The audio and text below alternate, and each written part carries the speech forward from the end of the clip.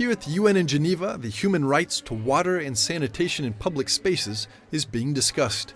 The Holy See Delegation shares concerns that laws and policies are usually not in compliance with human rights standards. As emphasized by Pope Francis, water is the most essential element for life, and the future of humanity depends on our capacity to guard it and share it.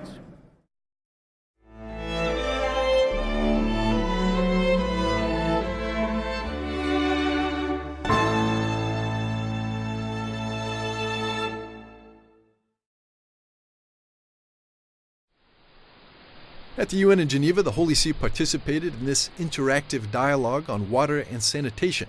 They called to mind that, in fact, the Declaration on the Human Right to Water and Sanitation considers water essential for the full enjoyment of life and all human rights. When we are talking about the water, we have to say, as seen in the history, that water was somehow also basis for the civilization. All big civilizations were developed around the sources of good water. It means if we have not water or we have bad water, we have more poverty, we have more unjust society, we have no justice. We talk about countries that are in extreme danger. And those countries are already poor countries. And those countries have so many difficulties. If the Church is not voicing in on their behalf, we are going not to do service to the mankind. Water will be the cause of well-being of all the world. So it means if poor people are not happy and poor people have not resources, it means also the world, developed world is going to suffer. We see that in migration, many other things. So it means it's a common interest, and the Church must stand behind this common interest.